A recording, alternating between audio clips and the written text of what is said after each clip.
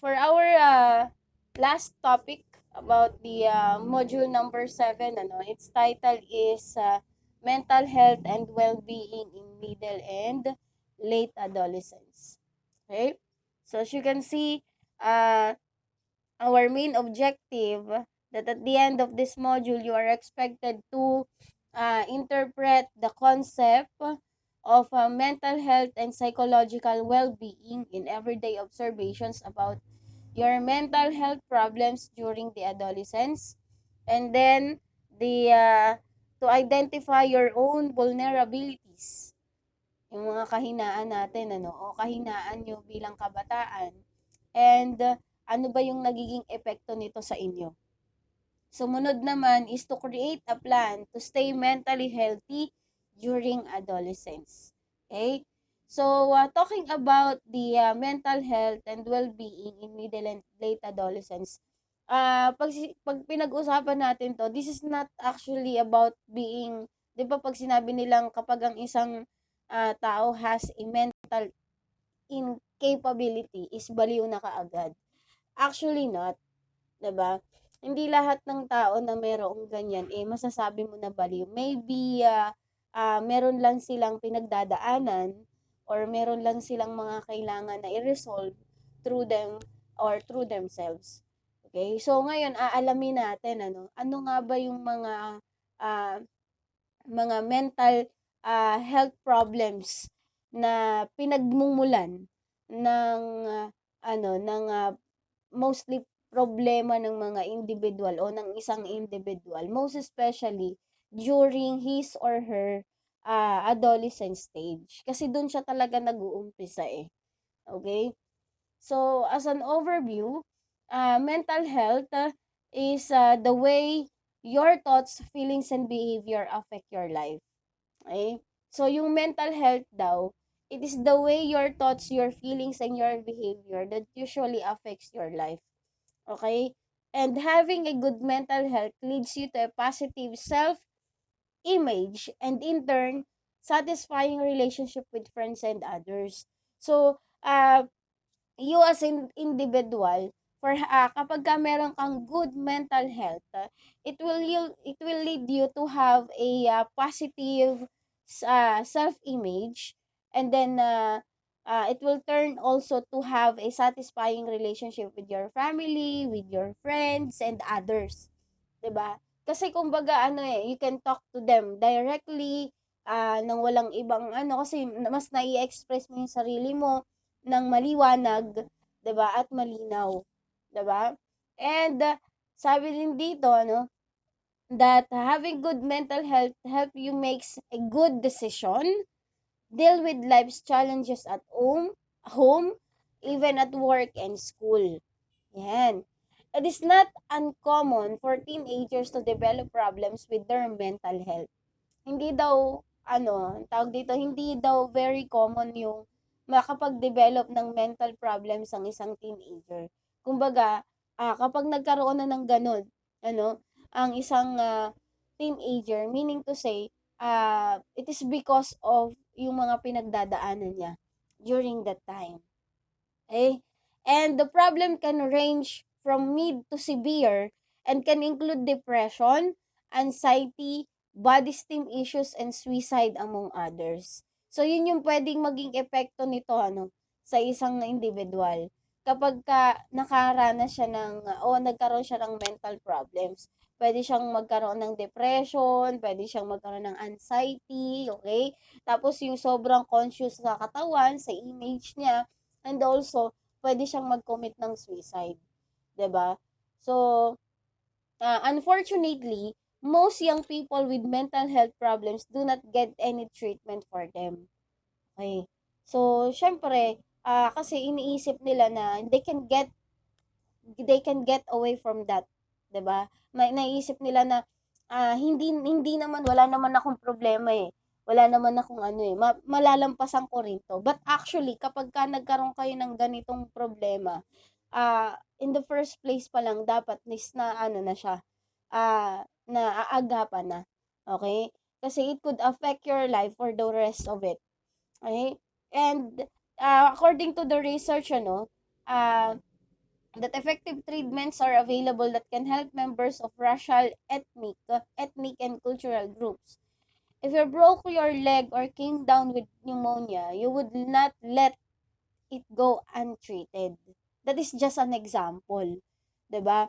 Na 'di ba kapag ka nabalian ka, tapos nagkaroon o kaya nagkaroon ka ng pneumonia, nagkaroon ka ng ubo, ng sipon, usually ang gusto mo is magamot siya kaagad. Hindi mo siya tinatantanan, hindi mo siya tinitigilan hangga't hindi ka gumagaling. 'Di ba? Same with the mental problems. Kailangan pala, umpisa pa lang, pag naramdaman mo na meron kang ganun, is go to the psychiatrist or talk to someone else na pwedeng makinig sa'yo. 'Di ba? Na pwedeng magbigay ng advice sa'yo regarding the problems that you are going through. So, saan nga ba, no? Saan nga ba nagmumula yung mental health problems ng isang individual? One of the example nito is sa loob ng tahanan. Okay? So, alamin natin bakit. Okay? So, bakit nga ba? Let's say, for example, si nanay at si tatay. Sa bata pa lang to eh. 'Di ba? Pag laging nag-aaway si nanay at si tatay, madalas, ay yung bata is naiiba yung setup or yung yung way of thinking niya, 'di ba? Yung behaviors niya, 'di ba? Most especially during the teenager stage, 'di ba? During the puberty stage. Kasi kumbaga naisip nila na lagi na lang silang nag-aaway, hindi na nila kami napapansin, lagi nilang napagtutuunan ng pansin is yung mga pinagtatalunan nila. Paano naman kami, 'di ba? So kumbaga dahil doon, may mga kabataan na nagre-rebelde, 'di ba? May mga kabataan na they seek help or they seek attention from other things or from other people. Let's say sa barkada, ano pa ba, sa ibang bagay pa, 'di ba? They do the drug abuse, they do the alcohol abuse, 'di ba? Or substance abuse. So, yun yung mga karaniwang nagiging epekto sa kanila. Okay? So, these are the different factors that can affect the mental problems of an individual. Okay? So, sabi kasi dito, uh, there is a positive psychological functions. Okay? There are positive psychological functions that an individual has going through. Okay? And that positive psychological functions usually is either makatulong o hindi. Okay? So, tingnan nga natin. According to Carol D. Rife, okay, she consider well-being as a multi-dimensional covers with different aspects. Yun daw, well-being ng isang individual is meron siyang tinatawag ng multi-dimensional aspect or different aspect that can lead them or can lead a person to be a better one. Okay? So, let us see the different aspect of well-being ng isang individual. Okay? So, these are the self-acceptance. As you can see here muna, ayan, sa ating illustration. From our illustration, your mind or you as an individual is full of this. 'Di ba? The mental health, and then, ano ba yung kaakibat ng mental health? The active, being active, the exercise, the care, you have to relax, you have to do the leisure, you need to be well, 'di ba? Actually, that is a mind mapping. An example of mind mapping na tinatawag. Okay? So, going back with the different aspect of well-being, number one is self-acceptance. Yan. So, guys, pag sinabi natin self-acceptance, it has two factors. These two factors are high self-acceptance and low self-acceptance. Pag sinabi nating high self-acceptance, you possess a positive attitude toward yourself. Actually, you already accept who you are. Diba? You acknowledge and accepted the multiple aspect of yourself, including both good and bad qualities, and you feel positive about your past life. Diba? And sa low self-acceptance naman, you feel dissatisfied with yourself. 'Di ba? And Sometimes you feel disappointed with what has occurring in your past life or what has occurred in your past life, and having trouble about the certain personalities, qualities, and wish to have a different than what you are. 'Di ba? So, alam niyo ito nag-uumpisa sa loob ng tahanan, 'di ba? Bakit? Bakit siya nag-uumpisa sa loob ng tahanan? Let's say for example, si nanay at si tatay, you treated you as a kumbaga, you can do anything that you want, 'di ba? So, dun pa lang there is a positive aspect, or there is a positive feeling na naiga-get through sa'yo or naipapass through sa'yo ng parents mo, 'di ba? From being a child pa nga lang, 'di ba, pagka ang isang bata pinupuri siya, "Ay, ang cute-cute naman nitong batang ito, ang ganda-ganda." 'Di ba, the more na pinupuri ka, the more you present yourself, 'di ba? Or the more na inaano mo na ang ganda-ganda mo talaga, 'di ba? Ang ganda mo magdamit, 'di ba, nung bata, 'di ba? So, that is a high acceptance. Actually, doon siya nag-uumpisa. Tapos sumunod naman, yung low acceptance, nag-uumpisa din yan sa loob ng tahanan. Pag sinasabihan ka ng parents mo na pag sinasabihan ka ng parents mo na hindi mo magagawa yan kasi ano ka, di ba? GA ka. Di ba? Pagka ginanong ka na kaagad ng parents mo, doon may iisip mo pa lang, o madedevelop na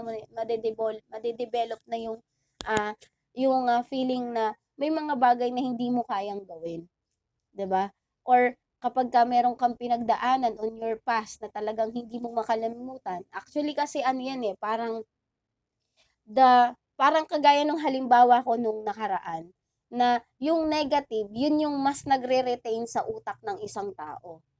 While yung positive, parang ano lang yan dumaan lang yan. Ika nga, 'di ba? Yung karaniwang sinasabi ng mga tao na kapag ka may nagawa silang maganda, 'di ba? Saglit lang 'yan kasi matatabunan 'yan ng mga pangit. Parang ganun din 'yun sa utak ng tao. Mas nagre-retain yung negative kaysa sa positive, 'di ba?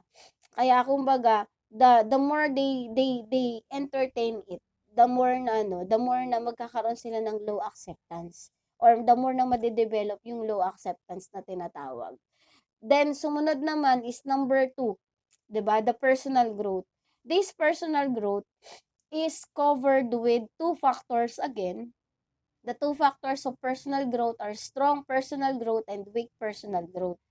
Pag sinabi nating strong personal growth, you have a feeling of continued development and see yourself as growing and expanding and open to a new experiences. Yan, di ba?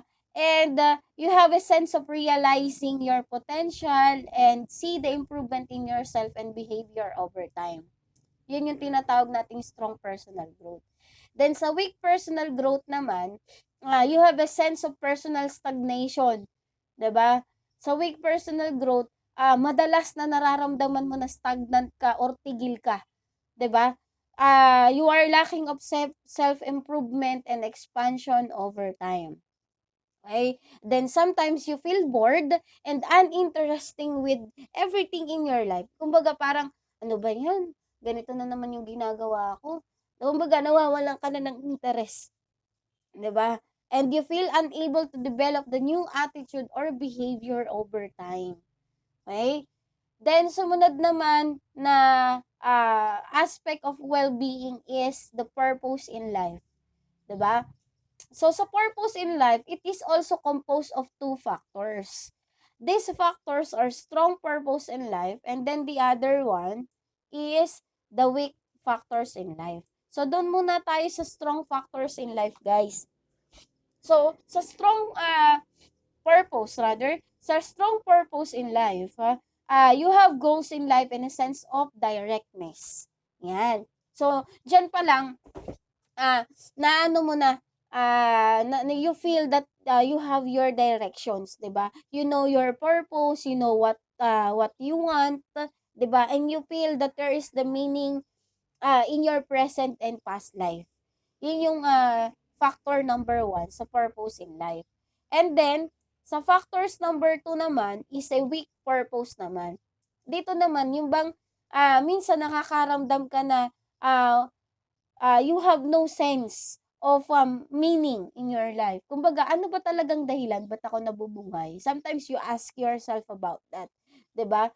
Then hindi ka makapag-set ng goals sa sarili mo kasi kumbaga na ano ka you don't want to be pressured by it, 'di ba? Ngayon yung karaniwan na nagiging dahilan kung bakit nagkakaroon tayo ng weak purpose in life. Okay? Then you having a lack of sense of direction and you do not see your purpose in your past life. Yun siya. Then number 4 aspect of well-being is the positive relations with others. This positive relation of with others also composed of two factors, which are the positive relations and weak relations. So pag sinabi nating positive relations, you have warm, satisfying, trusting relationship with others, 'di ba? Then you are more concerned about the welfare of others and you are capable to empathize, okay, with them, to have an affection and intimacy and understanding with them. 'Di ba? Pagdating naman sa weak relation, ito naman yung konti lang yung kaibigan mo, konti lang yung kumbaga, pili lang yung mga kakilala mo, 'di ba? And kumbaga para sa trusting with other people is very yet to find, 'di ba? Kumbaga very hard to find, 'di ba? It is because uh sometimes you warn yourself or you warn yourself na kapag nagtiwala ka sa tao na to baka lokohin ka lang, ganon. And you are not open and not concerned about others. You are more concerned about yourself. Yan yung weak relations. And sometimes hindi ka pa willing you are not willing to compromise with others to sustain an important ties with others. Okay? Halimbawa na lang yung kakilala ko. Alam niyo yung kakilala ko, hindi siya ayaw niya ng nakikipag-communicate sa ibang tao. Most especially kapag hindi naman importante. Then right after halimbawa nakipag-communicate siya, tapos na yung kailangan niya, wala na.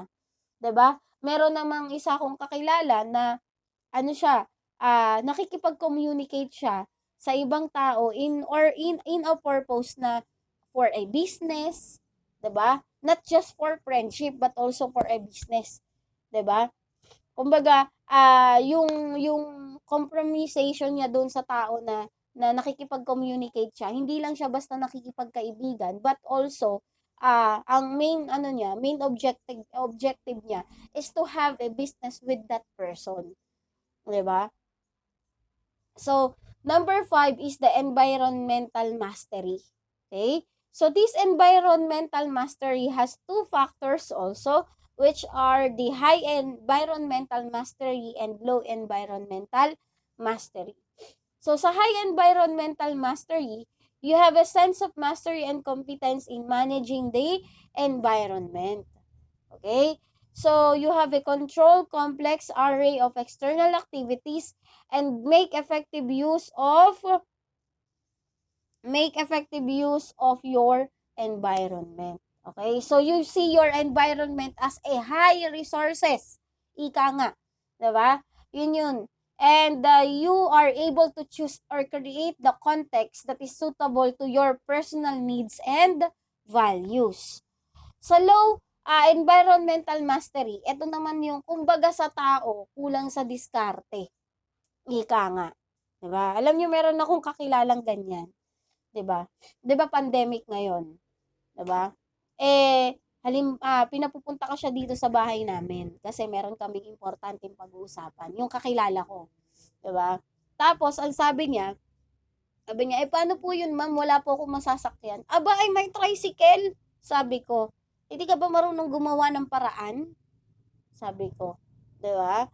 Tapos meron pa akong isang kakilala, sabi ko sa kanya, punta ka dito sa bahay kasi may pagmimitingan tayo, may pag-uusapan tayo regarding sa business natin. Ang sagot niya, sige po ma'am, gagawan ko po ng paraan. 'Di ba? Ganun yun eh. Kumbaga sa tao, diskarte about your environment. Kung wala kang masakyan, kung walang jeep, pwede ka namang sumakay sa 'di ba? umarkila ka ng tricycle. Pwede ka namang magsabi, "Ma'am, wala akong pamasahe, pero sige po, pwede po ba tayo maghati?" Gano'n, 'di ba? Diskarte baga, ika nga, 'di ba? How you manage your environment, yun siya. So, isa yan sa mga aspekto ng well-being ng isang individual, 'di ba? Kasi kumbaga, sa low environmental mastery, you are having a difficulty when it comes on managing your everyday affair. 'Di ba? Yung bang nahihirapan ka, "Diyos ko, ano ba 'yan? Ano bang isusuot ko? Ano bang, 'di ba? Saan ba ako sasakay?" 'Di ba? Walang masakyan. Lagi kang may dahilan, 'di ba? Not to do the things that you need to do, 'di ba? Kumbaga dun sa kasabihan na, pag gusto may paraan, pag ayaw may maraming dahilan. Parang ganun siya, 'di ba? So ganun siya sa environmental mastery. Then, sumunod naman is the autonomy. Yan, the last one, number 6. So, sa autonomy, it is also composed of two factors which are high autonomy and low autonomy. So, sa high autonomy, you are self-determining and independent. Okay? And you can resist the social pressure to think and act in a certain way. 'Di ba? Parang ano, kagaya yung kakilala ko, yung kasabihan niya lagi, ah, do not do things, 'di ba? You do not do things just because you have to do things, but you have to do things in a certain way, 'di ba? Kumbaga, you have to have your own directions, or you have to do things in a certain directions, 'di ba? Na kumbaga, maano mo siya, magagawa mo. Halimbawa na lang yung module, 'di ba? You are given the direction to do it, 'di ba? Kumbaga, diskarte niyo na 'yan kung paano niyo siya magagawa in time. Tama po ba? O halimbawa na lamang, kumbaga yung evaluation ng urgent sa important, 'di ba? Evaluation ng hindi importante sa importante. Parang gano'n. Halimbawa, nagse-cellphone ko ngayon, may module ka. Nalibang ka sa kasi cellphone. Nakalimutan mong gawin si module. Tapos nagbabrowse ka, nagpo-post ka, ang hirap gumawa ng module. Nagbabrowse ka, ano ba yan? Hindi ko pa tapos ang module. Kung yung ipinopost mo, 'di ba? Yung isinishare mo about sa module, ginawa mo na. Di natapos mo si module, 'di ba? Halimbawa lang 'yon, 'di ba? Halimbawa lang po 'yon. Okay? So ganun 'yun 'di ba? Sa high autonomy, 'di ba? Sa low autonomy naman, you are more concerned about the expectation and evaluation of others. Halimbawa, yung sa isusuot mong damit na lang, 'di ba? Kumbaga, ano mo, how you evaluate your dress is the way how others evaluate you. Kapag ba sinabihan ka ng ibang tao na ang pangit ng damit mo, ang tingin mo na kaagad ay pangit, 'di ba? This is actually about your perspective 'di ba? How you perspect, or how do you give a perspective to yourself? Pag nagsuot ka ng all light colors na damit, 'di ba? Karaniwan ang impression ng others, ano ba 'yan? Dumihin yung damit, 'di ba? Ano, 'di ba? Ang sagot mo, ano? Ito yung gusto kong damit 'di ba? Yun yung sa low autonomy. Kumbaga, lack of confident ka. Nawawalan ka ng tiwala sa sarili mo just because of the evaluation of others. Okay? Okay, so sabi dito, why is good health and well-being necessary? Bakit daw napaka-importante o bakit daw mahalaga yung well-being, yung health and well-being ng isang individual? So, according to this, mental health and well-being is very important, or are important, as they allow you to live fully and to function as your best, 'di ba? Kapag okay yung mental ability mo, yung well-being mo, you can make decisions, 'di ba? And you can do things and you can functions at your best, 'di ba? And let's say for example, you are assigned to do a performance task, 'di ba? So, syempre gagawin mo 'yon. Halimbawa na lang sa PE. Eto, karaniwan talaga 'to, eh. Yung mga nakikita naming mga estudyante sa PE, 'pag binigyan sila ng performance task, meron kayong ganitong performance ng ganitong araw, ang gagawin mo magpa-practice ka ng magpa-practice para dun, 'di ba? Most especially kapag competition, 'di ba? Pataasan ng grade 'yan. Kung sinong manalo, sila yung mataas ang grade. So, syempre, ang ang goal mo manalo kayo. So, para manalo kayo, magpa-practice kayo ng magpa-practice. So, parang ganun daw siya. Okay? So, dito tayo sa mental health issues. Yan.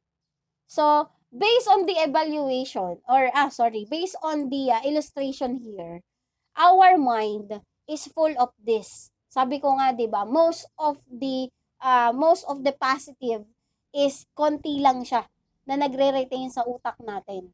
But yung negative is almost 70%, 'di ba? 70% of the negative thoughts retain in our mind. These are the anxiety, stress, phobia, 'di ba? Ako personally, takot ako sa mataas eh. Takot ako sa aso, pero may alaga akong aso. 'Di ba? Ano pa, stress, 'yan. Ako madalas akong stress, 'di ba? Yun, pagiging mahiyain, madalas nagpapanik, yan, depression, 'di ba? Yan yung mga karaniwan eh, na nagre-retain sa utak ng isang tao. So, sabi dito, having a mental health issues is very uncommon, most especially with you, 'di ba? As a teenager, 'di ba? Napaka-uncommon 'yan.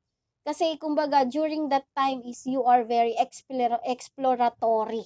Ika nga, 'di ba? You want to explore everything, you want to learn everything, more about yourself, more about your environment, more about others, 'di ba? And sabi dito, the mental health issues is having access to reliable information and positive mental health and mental illness is very crucial, 'di ba? For adolescents for several reasons. And mental and emotional problems need to be addressed just like students with physical health problems. Okay? So, according to the statistics, Okay. So, according to statistics or according to the study, ito daw yung mga karaniwan na nangyayari sa isang individual or even to others, okay, when they have these mental health issues. Okay? So, according to statistics, mental health problems affect 1 in 5 young people at any given time. So, kumbaga, 1:4. 'Di ba? 1:4 or 1:5 na estudyante ang nagkakaroon ng mental health issues. Okay? In a given amount of time. So, karaniwan na nagiging dahilan kung bakit nagkakaroon siya ng mental health issues is maybe because of the things that he is going through. 'Di ba? Ah, let's say for example, naghiwalay yung nanay at tatay niya, 'di ba? Isa 'yun sa mga pwedeng maging problema kung bakit nagkaroon siya ng mental health issues kasi there is lacking of guidance, 'di ba? Hindi siya na-evaluate. And sometimes kapag ka ganun, mas pinipili ng individual na 'yan na sarilinin yung problema niya kasi walang makikinig sa kanya eh. Tama? So, sumunod naman is the mental illness is the second only to heart disease as leading to the cause of disability and wellness. Guys, hindi naman porket sinabi na mental issues or mental illness, ang isang, meron nito, ang isang individual is baliw na siya. 'Di ba? Sometimes, lang to yung bang nagkakaroon siya ng anxiety, nadidepress siya. Yun yung mga mental issues na sinasabi. 'Di ba? And karaniwan, yung mga mental issues na yan, mga mental illness na yan, yung nagiging dahilan kung bakit nagkakaroon ng heart disease ang isang individual na pwedeng maging dahilan din para magkaroon siya para dumami yung disable or disability sa mga tao worldwide. 'Di ba? O kagaya na lamang nung kakilala ko, 'di ba? Yung kakilala ko masyado siyang emotional, maliit na bagay iniiyakan niya, 'di ba? Alam niyo kung bakit siya gano'n? Kasi bata pa lang siya naghiwalay na yung parents niya. So, kumbaga kinulang na siya from that, lagi siyang nagsisik ng attention ng parents niya, most especially her mother, 'di ba?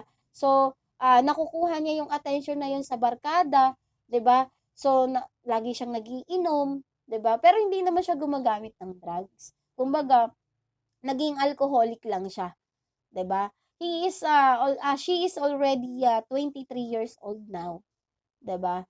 So, ah, from then on, siguro nitong nakaraang Friday lang, nagsabi siya sa akin na meron siyang barado sa puso. And sabi nung doktor, according to the doctor, kailangan niyang mag-undergo ng 2D echo, 'di ba? So, doon pa lang, 'di ba? Yung naging mental issues niya is nakaapekto sa kanyang puso. Kasi totoo naman kapag 'di ba tayo nai-stress tayo o minsan pagka nga galit na galit tayo, pakiramdam natin nahihirapan tayong huminga. Bumibilis kasi yung tibok ng puso natin. Yung emosyon natin ay nakakaapekto sa puso natin. Tama? Pag masaya tayo, pag malungkot tayo, 'di ba? Pag umiiyak tayo ng iyak, lalo na pag galit na galit tayo, 'di ba? Pag galit na galit tayo, pakiramdam natin is ang bilis-bilis ng pressure, ang bilis-bilis ng tibok ng puso natin. Tama? So, apektado siya sa lahat ng pagkakataon. Okay? So, the first symptoms of mental illness generally appear between the ages of 15 to 24 years old. So, yung mental illness daw, usually nag-a-appear yan during the 15 to 24 years old. Okay? So, that is the teenager stage to early adulthood. Okay? And an estimated 50% of young people with mental illness are not getting help. Kasi kaya ganun ang nangyayari kasi ang iniisip nila ano lang yan ah parang pagsubok lang yan. Parang ganun, 'di ba? Malalampasan ko rin yan. Ganun ang iniisip ng mga kabataan, 'di ba? Pero kapag nakakaramdam na pala ng ganun, kailangan niya nang makipag-usap o maghanap ng makakausap. Either sa nakatatanda sa kanya, yung magulang niya, 'di ba? Wag ang kaibigan, alam niyo kung bakit? Kasi ang kaibigan, aanuhan ka lang yan Papayo, tara mag-inom tayo. Tama ba? Hindi lahat sa kaibigan mo sasabihin, kailangan sa mas nakakaalam. 'Di ba? Halimbawa, yung uh, pakiramdam ko, lagi akong depressed, 'di ba? Parang wala na akong gana sa mga bagay-bagay, ganun. 'Di ba? Bakit kaya ganun yung parents ko? Well, pwede kang mag-open sa kaibigan mo, pero most of the time, ang kaibigan ang sasabihin niyan, inom lang yan, makakalimutan din natin yan. 'Di ba? So, minsan hindi siya nakakatulong. The more na ganun yung nagiging worst pa yung pakiramdam, mas nadadagdagan pa, 'di ba? Gaya nga nung sa kakilala ko, yung sinabi ko na may sakit sa puso, 'di ba? Nagsik siya ng attention ng mother niya, but then nakita niya to sa barkada. So lagi siya nagiinom, laging So syempre nagpapadel yung nararamdaman ng barkada niya kasi may ganun ding pakiramdam, tapos yung pakiramdam niya na ganun, 'di ba? Nadadagdagan at nadadagdagan siya. Ganun ang nangyayari. Okay? So kumbaga you have to seek help, 'di ba? Sa nakatatandaan sa iyo. Sometimes you have to open also with your parents, 'di ba? Kung halimbawa yung parents mo is yun yung sila ang problema mo. Yan. 'Di ba? Pag yung parents mo yung problema mo, 'di ba? Isabihin mo sa kanila, hindi naman masama Hindi masama na mag-express ka ng nararamdaman mo sa parents mo na nagagalit ako sa inyo kasi ganito yung ginawa nyo. 'Di ba? Hindi masama 'yun. Pero kailangan sabihin mo siya in a nice way in order for them to understand where are you coming from. 'Di ba? Bakit ka nagiging ganon? Bakit ganon yung nararamdaman mo? Express yourself in a nice way for them to understand you. Okay? And then another one is the fear of stigma and the resulting of discrimination and discourages. 'Di ba? Yan, yun yung mga karaniwan na dahilan kung bakit nagkakaroon ng mental issues ang individual. 'Di ba? Yung takot, 'di ba, sa epekto ng desisyon nila, 'di ba? Yung discrimination, yung discouragement, 'di ba? Most especially coming from the families kasi ang unang-unang iniisip natin, halimbawa ako, in an age of 15 or 16 years old, ang unang-unang isisik ko is yung encouragement ng parents ko, yung attention ng parents ko, 'di ba? Pero kung hindi ko makita sa kanila 'yon, doon siya mag-uumpisa. Okay? So, let's go on with this. Yan. Wait lang. Yan. So, an interesting fact is that 30% of the people diagnosed with mental illness will also have a substance use disorder. 'Di ba? So, according to statistics, 30% daw na nadadiagnose na merong mental illness is because of the substance disorder na tinatawag. Ito yung mga gumagamit ng drugs, alcoholics, 'di ba? Sila 'yon, 'di ba? When people have both, we call it as a concurrent disorder. Kapag ang isang tao, meron siyang both, either mental issues at saka yung substance disorder or substance use disorder, ang tawag natin concurrent disorder. Tatandaan niyo po concurrent disorder may concurrent disorder ang isang tao kapag meron siyang mental health issues at saka substance use disorder. Pag sinabi nating substance use disorder, either nagda-drug siya or nagpalainom siya. 'Di ba? Kasi minsan ng tao, iniisip niya na kapag nag-inom siya, mababawasan yung problema niya, makakalimutan niya 'to saglit. Pero hindi niya alam, lalo lang yan lalaki. Pwede siyang magkasakit, 'di ba? Ay yung iba naman nagsisik sila ng nagsisik sila ng health by using drugs. Akala nila nakatulong 'yun kasi nakakalimutan nila eh. They feel ecstasy, 'di ba? Wow, heaven. Pero ang totoo, mas lumalala pa, 'di ba? Ganun siya. Okay? So, these are the different vulnerability theory. These are the two factors of vulnerability or stress vulnerability theory. Guys, pag sinabi nating vulnerability, it's either kahinaan, ha? Okay?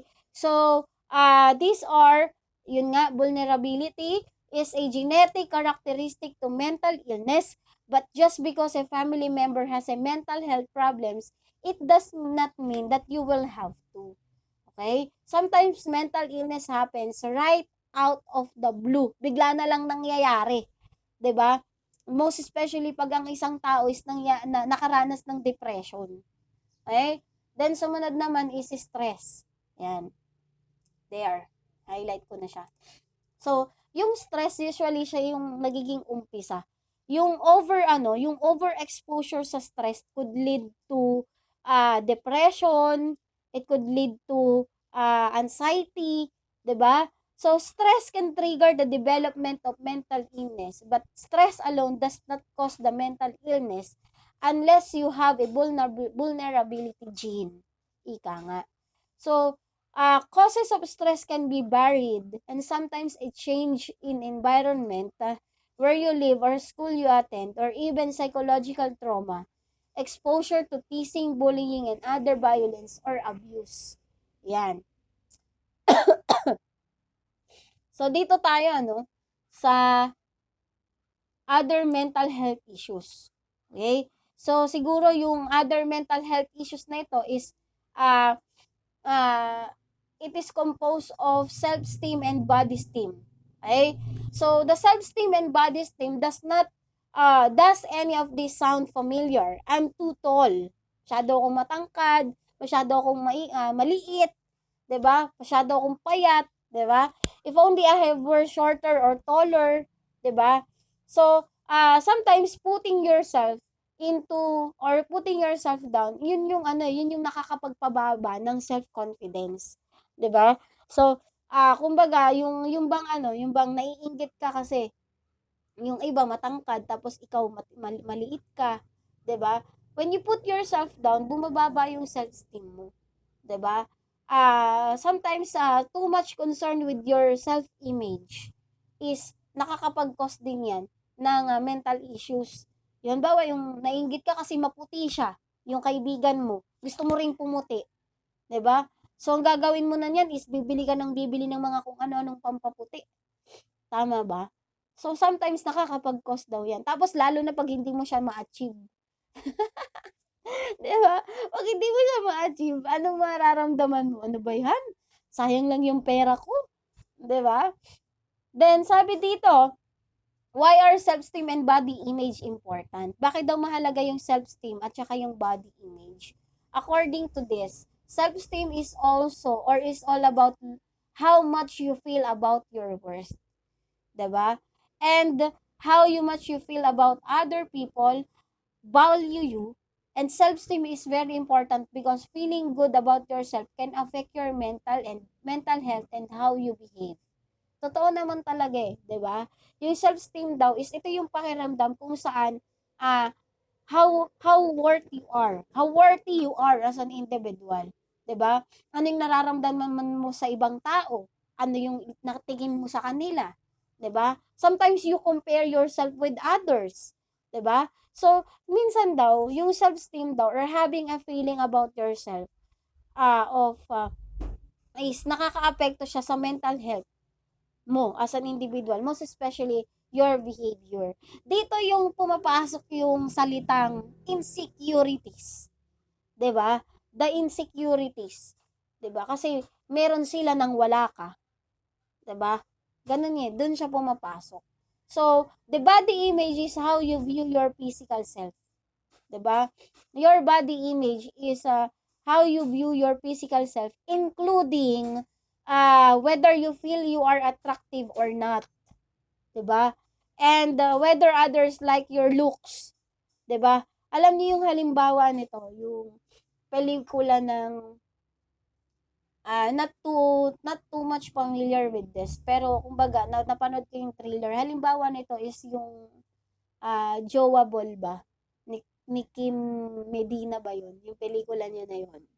So, kumbaga from that teaser nung movie na yun, napanood ko, ano siya, gustong-gusto niya ng magka-jowa. 'Di ba? Tapos ang pinakang natawa ako, yung nasa simbahan siya. Tapos nagpe-pray siya, sabi niya, Lord, ready na ako, 'di ba? Ganun siya, 'di ba? So pag napanood niyo yun, talagang matatawa kasi gustong-gusto niya ng magka-jowa. 'Di ba? So kumbaga parang she's more concerned about her image, 'di ba? Kumbaga tinatanong niya is kajowa-jowa ba siya? 'Di ba? Ganoon. 'Di ba? That is just an example. Example lang 'yan, 'di ba? So, you as an individual or most especially during your age, you are more concerned about your physical self, your body image. 'Di ba? Kaya nga merong mga kabataan o mga dalagita na hindi lumalabas ng bahay nang walang lip tint, walang kilay. Kasi gusto niya pag lumabas siya ng bahay, maganda siyang tingnan, 'di ba? Ganun po siya. Okay? So, sa susunod na topic, we will continue this. What influence a person's self-esteem. Okay? So, since we have just 5 minutes, alam niyo naman si ma'am pag nag-discuss,